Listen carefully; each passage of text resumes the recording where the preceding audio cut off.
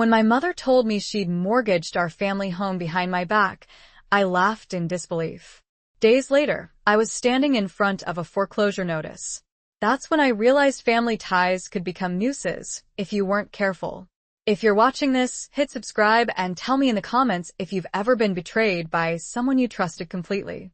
Because this story, it's about to get more twisted than a mountain road in a thunderstorm. The first warning sign came wrapped in holiday paper. It was early December, and I was sorting through Dad's old files in our family home, the Victorian masterpiece he'd spent 30 years restoring. 6 months after his death, I still couldn't believe he was gone, but at least I had his legacy. This beautiful house he'd left to me in his will. Or so I thought. I found the letter stuffed between tax returns from 2019. My hands trembled as I read it. A notice from Second Chance Mortgage, dated just 3 months ago. My mother's signature sprawled across the bottom, like a spider's web. Mom. I called out, my voice echoing through the high ceilings. Can you come here for a minute?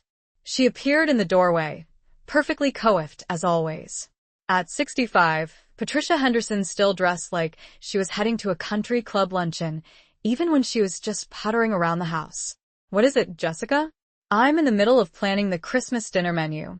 I held up the paper. Care to explain this? She didn't even flinch. Just adjusted her pearl necklace, Dad's last Christmas gift to her, and said, "Oh, that. Well, someone had to keep this place running after your father's unfortunate financial decisions." What financial decisions? I stood up, my CPA instincts kicking in. I handled his taxes for years. Dad was careful with money. There's a lot you don't know, dear. Her smile was cold as December frost. Your father wasn't the saint you thought he was. That's when my world started to crack. I just didn't know yet how deep those cracks would go. Script part separator . The foreclosure notice came exactly 3 days later. I was at work, buried in year-end tax reports, when Alan Chin from my old college days called. He'd become a real estate attorney, and apparently my mother had listed him as a contact. "Jessica, you need to see this right away," he said. "I'm sending it to your email." My coffee went cold as I read the document. Mom hadn't just taken out a mortgage, she'd defaulted on it.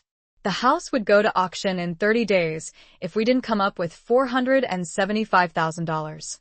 I drove home like a woman possessed, my mind spinning with questions.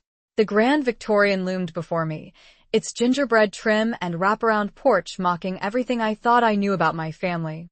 Mom was in the kitchen, calmly arranging Christmas cookies on a silver platter. "Were you planning to tell me?" I slammed the foreclosure notice on the counter, sending sugar cookies skittering across the marble. Or was I supposed to find out when they changed the locks? "Oh, please." She didn't even look up. "Don't be so dramatic. I have everything under control." "Really?" "Because according to this, we have until January 15th before they auction off Dad's life work." She finally met my eyes, and what I saw there chilled me. No remorse. No fear. Just calculation. "Your father's life work," she said, carefully placing another cookie, was a monument to his ego. "Do you know how many dinner parties I hosted here? How many charity events? While he played with his precious restorations, I was the one maintaining our social position." I couldn't believe what I was hearing. Social position? The house is being foreclosed. "Actually, dear," she said, her voice dripping honey-coated venom, "I've already found a buyer. Harrison Blake is very interested." The name hit me like a slap. Harrison Blake, Dad's former business partner. The same man Dad had caught embezzling from their company 5 years ago. The scandal had nearly ruined us, but Dad had kept it quiet to protect the firm's reputation. "You're selling to Blake?" I whispered. "Have you lost your mind?" Mom's smile turned predatory. "No, Jessica. For the first time in 30 years, I'm using mine." That's when I noticed the new diamond tennis bracelet on her wrist. And suddenly, the betrayal took on a whole new dimension. Script part separator . I left the house that night with my head spinning, barely able to see through my tears as I drove to my own home across town. My husband Paul was waiting up, his handsome face creased with concern. "Honey, what happened?" He pulled me into a hug, and I breathed in his familiar cologne. Mom's lost it, I sobbed. She mortgaged the house to Harrison Blake, Dad's crooked ex-partner. We have less than a month before foreclosure. Paul stiffened almost imperceptibly. If I hadn't been trained to notice financial discrepancies for a living, I might have missed it. Blake? His voice cracked slightly. Are you sure? I pulled back, studying his face. Paul? What aren't you telling me? Nothing. He said it too quickly. I just remember the scandal, that's all. But something wasn't adding up. I'd learned to trust my instincts during 15 years as a CPA, and right now they were screaming. The next morning, I called Alan Shin again. I need every document related to that mortgage, I told him. And I mean everything. Jessica. He hesitated. There's something else you should know. The mortgage wasn't the first transaction between your mother and Blake. There's been a series of large transfers over the past year. My stomach dropped. How large? Nearly $2 million. The room started spinning. $2 million? Where had that kind of money come from? But that's not all, Alan continued. Some of the transfers, they're linked to an offshore account. One that's also connected to your husband's business. I had to sit down. Paul's construction company was small, local. What was he doing with offshore accounts? Send me everything, I whispered. That afternoon, I skipped work and drove to Second Chance Mortgage. The loan officer's face went pale when I introduced myself. Mrs. Henderson Phillips, she stammered. We weren't expecting you. Funny thing about unexpected visits, I said, channeling my mother's ice queen tone. They tend to reveal unexpected truths. Now, show me the original loan application. What I found made my blood run cold. The signature wasn't just my mother's, there was a co-signer. My husband's name, clear as day. That's when my phone buzzed with a text from an unknown number. Back off, Jessica. Some secrets should stay buried. Ask Paul about Vegas. The pieces were starting to form a picture I didn't want to see. But I wasn't backing off. Not now. Not ever. Script part separator equals. I drove home in a daze, my mind racing through years of memories, looking for signs I'd missed. Paul's late nights at the office. The mysterious business trips. The way he'd insisted on keeping our accounts separate for tax purposes. The house was dark when I arrived. On the kitchen counter, I found a note. Emergency at the site. Don't wait up. Perfect. I went straight to his home office. 3 hours later, I sat surrounded by bank statements, contracts, and a trail of lies that led straight to hell's doorstep. Paul hadn't just co-signed the mortgage. He'd been gambling. Heavily. The construction company was hemorrhaging money to cover his losses at underground poker games. And Harrison Blake? He'd been bankrolling the whole thing. My phone rang. Mom. I assume you figured it out by now, she said, not bothering with hello. Why? My voice cracked. Why would you do this to Dad's memory? She laughed, actually laughed. Your father wasn't the victim here, Jessica. He knew about Paul's gambling. He was using it to control him, to keep him quiet about certain creative accounting practices at the firm. The room tilted sideways. What are you talking about? That scandal with Harrison? Your precious father framed him. The embezzlement was all Robert's doing. Harrison had proof, but your father threatened to expose Paul's addiction if Harrison came forward. Such a clever plan until he died and couldn't keep all his plates spinning. I felt sick. And now you're working with Blake to what? Get revenge? To get what I deserve, she snapped. 30 years of playing the perfect wife, while your father built his empire on lies. The house, the company, the reputation, all of it built on fraud. Harrison is helping me take it all back. By destroying our family? Oh, sweetheart. Her voice dripped with false sympathy. The family was destroyed long ago. You just didn't get the memo. The line went dead, leaving me alone with the ruins of everything I'd ever believed in. But as I sat there, something else stirred in my chest, something that felt dangerously like rage. They thought they had me cornered. What they didn't know was that CPAs make excellent detectives when properly motivated. And I had 15 years of experience following money trails. Time to put it to use.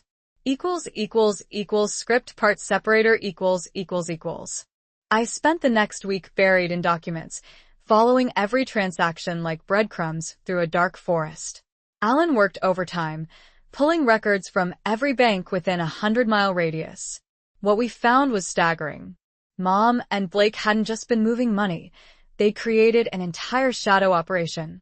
Every property Dad had owned, every investment he'd made, had a mirror transaction hidden behind shell companies and fake names. And Paul? He was their unwitting puppet, his gambling debts making him dance to their tune. But they'd made one crucial mistake. They'd gotten sloppy with the paperwork. "Look at this," Alan said, spreading documents across my dining room table. "The dates don't match. Your mother claims she took out the mortgage in September, but these bank records show the money moving in August.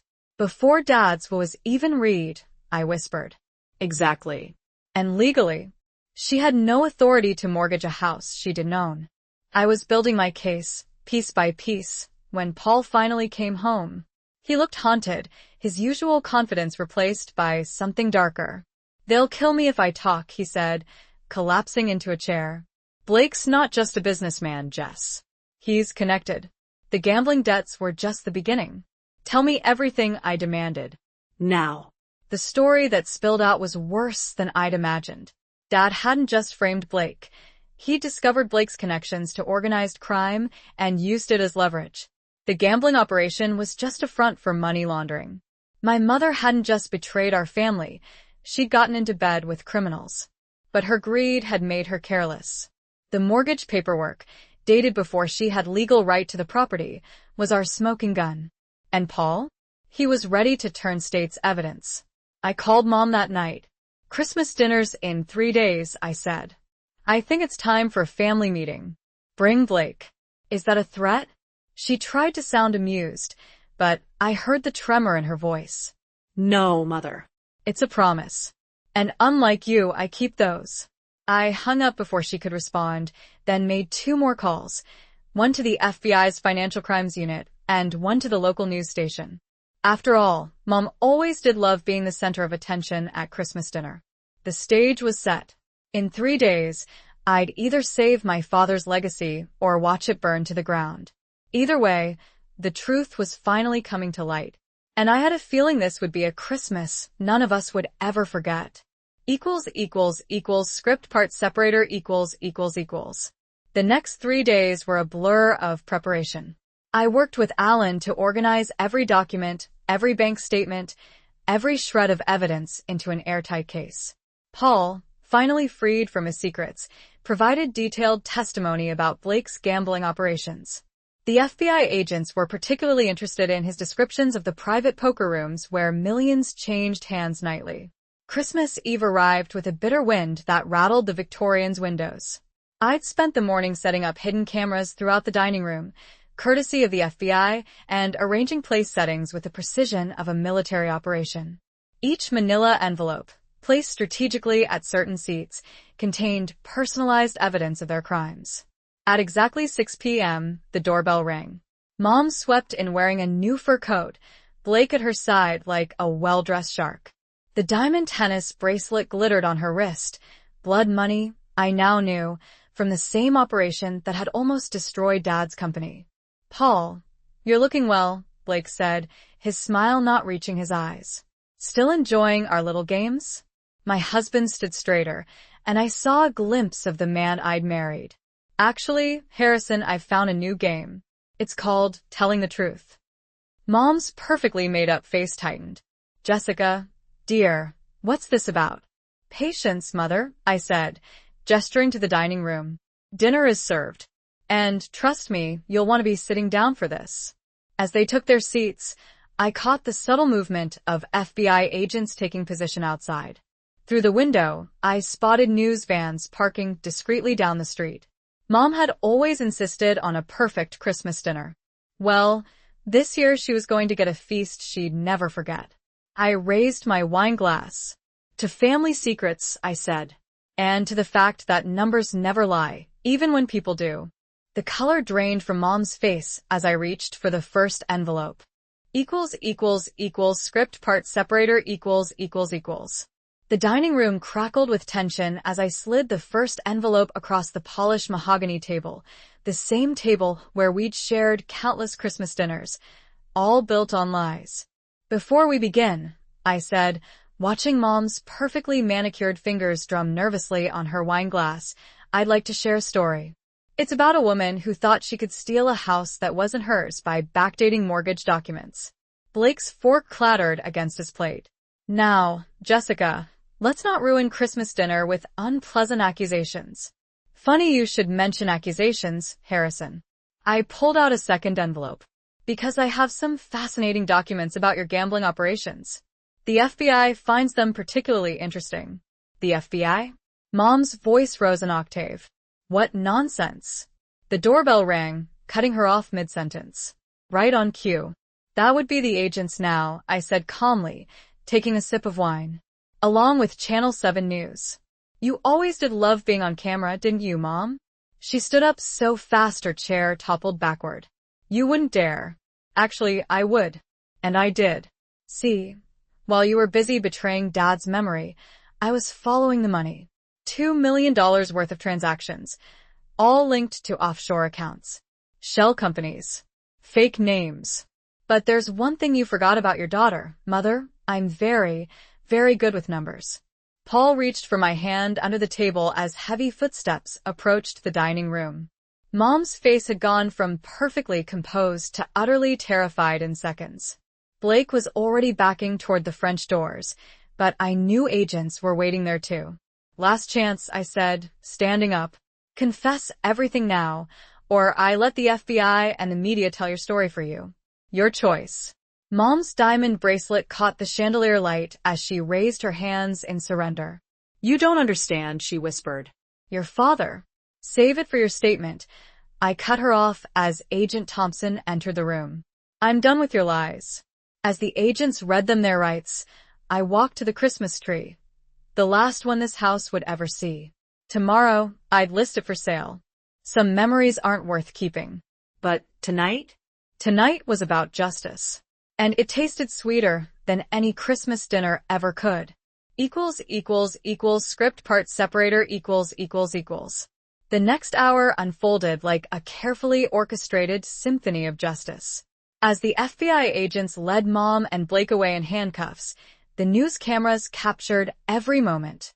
Patricia Henderson, socialite and philanthropist, arrested on Christmas Eve. It was the kind of scandal she'd always gossiped about at her precious country club. But the real drama was just beginning. "One more thing," I called out as they reached the door. "Check her safe deposit box at First National. Box 2317. I think you'll find some very interesting documents there." Mom's face went from pale to ghost white. "How did you?" "Dad's old notebook. The one you thought you destroyed. He kept copies of everything, including the combination. Including proof that you and Blake started planning this the day after he was diagnosed with cancer." The revelation hit her like a physical blow. Behind her, Blake started shouting about lawyers and rights, but no one was listening. The evidence was ironclad. We had them on fraud, money laundering, and conspiracy. The gambling operation was just the tip of the iceberg. Paul squeezed my hand as we watched them being driven away. "I'm so sorry," he whispered. "I should have told you everything sooner." "Yes, you should have." I turned to face him. "But you came clean when it mattered." "That counts for something." The reporters swarmed around us, shouting questions about family betrayal and justice. I gave them what they wanted: the grieving daughter, the honest accountant who uncovered the truth. It would make great headlines tomorrow. Christmas miracle. Daughter exposes mother's criminal empire. But as the cameras flashed and the questions flew, all I could think about was Dad. He wasn't perfect. His own secrets had helped create this mess. But he'd loved this house, loved our family, even with all its flaws. "Ms. Henderson Phillips." A reporter thrust a microphone in my face.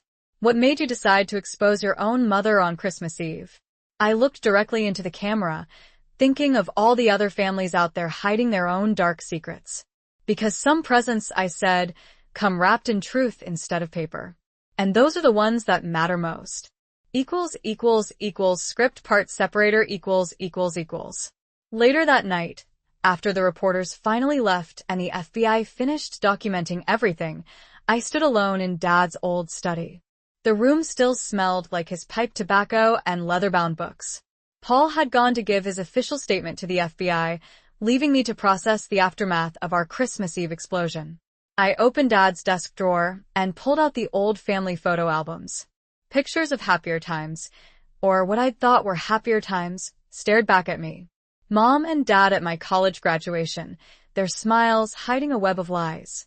Family vacations where every moment had been calculated for appearances. My phone buzzed. A text from an unknown number. You think you've won? This isn't over. I smiled, taking a screenshot for the FBI.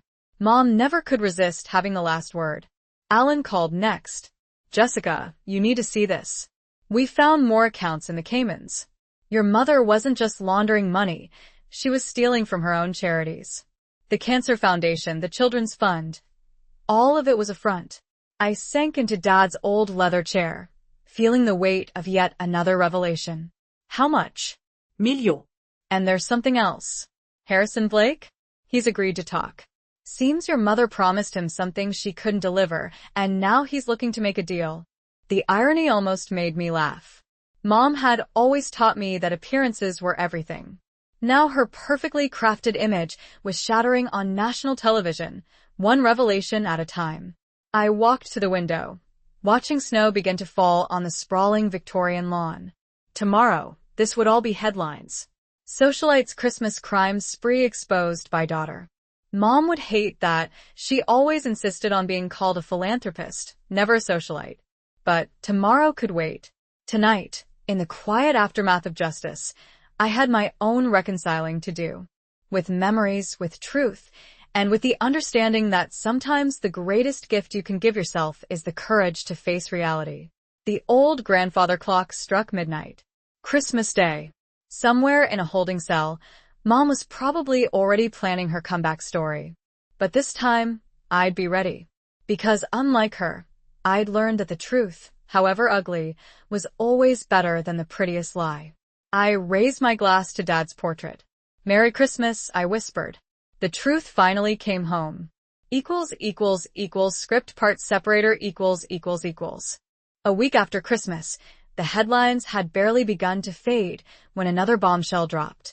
Harrison Blake, facing serious federal charges, decided to sing like a Christmas carol choir. His testimony revealed a conspiracy so vast it made our family drama look like a minor subplot. I sat in Alan's office, reviewing Blake's deposition. Every page revealed new horrors. Mom hadn't just betrayed Dad, she'd been orchestrating financial schemes across 3 states. The Cancer Foundation money? Funneled into private accounts in the Caymans. The children's charity. A front for tax evasion. There's more, Alan said, sliding another folder across his desk. Your mother's been making calls from detention. Someone's still moving money. I opened the folder and felt my stomach drop. Bank transfers, all dated after her arrest, all linked to an account I recognized. My husband's business partner, Tom Reed. Paul, I whispered. Did you know about this? He shook his head, looking as shocked as I felt. Tom handles all the international contracts. I thought. I trusted him. Another betrayal. Another layer of deception. But this time I was ready. I pulled out my phone and dialed FBI Agent Thompson. Remember that lead I mentioned? I think it's time to pull that thread. 3 hours later, Tom Reed was in custody, and we had access to every transaction he'd ever made for the company. The web of lies was unraveling faster than Mom could spin new ones. But something still didn't add up. The amounts were too precise, the timing too perfect. Someone else was pulling strings behind the scenes, and I had a sinking feeling I knew exactly who it was. Alan, I said, staring at the documents spread across his desk, I need everything you can find on Dad's old secretary, Margaret Wells. Something tells me she's not just been filing papers all these years. The truth, it seemed, had more layers than a Christmas fruitcake. And we were just starting to cut through them. Script part separator . The Margaret Wells lead opened a Pandora's box of secrets that made Mom's schemes look amateur. Dad's quiet, Efficient secretary had been the puppet master all along, using Mom's greed and Blake's connections to orchestrate a decade-long embezzlement scheme. I found her in a small cafe just outside town, calmly sipping tea like she hadn't helped destroy my family. "I wondered when you'd figure it out," she said, not even looking up from her cup. "You have your father's attention to detail." Why? I demanded, sliding into the seat across from her. "You were his most trusted employee." She finally met my eyes, and I saw something cold and calculating there. Trusted? I was invisible. 30 years I managed his empire, and he never once saw me as anything but a secretary. Your mother at least had the good sense to recognize talent when she saw it. "So you helped her steal everything?" "Oh, Jessica." She smiled, setting down her cup with a delicate clink. "I didn't help her steal anything. I let her think she was in control while I built my own exit strategy. Would you like to know where the real money is?" My heart stopped. The real money? Your mother found the millions. But the billions? They're still out there, waiting. The question is, what's that information worth to you? I pulled out my phone, where Agent Thompson was listening to every word. "How about immunity?" Margaret's smile faltered as FBI agents emerged from every corner of the cafe. Sometimes, the best revenge isn't served cold, it's served with a perfect cup of tea and a wire.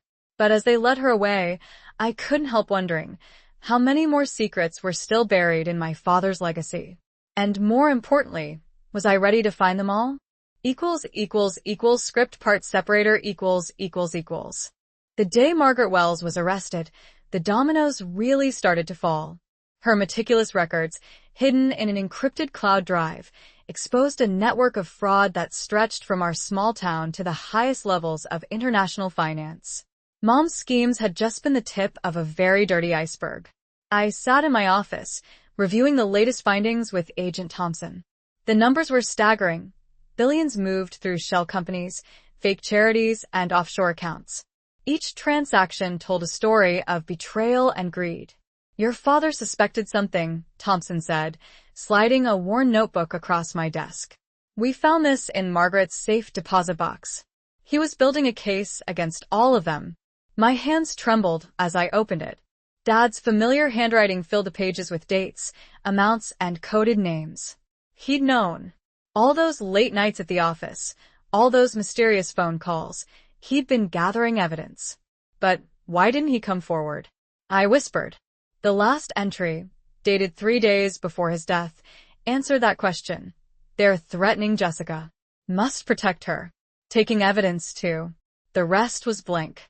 Dad died trying to protect me. And now, a year later, I was finally finishing what he started. But as I stared at his unfinished sentence, I couldn't shake the feeling that we still hadn't uncovered the biggest secret of all. What killed my father? And who else knew the truth? Script part separator ===. Thompson slid another file across my desk.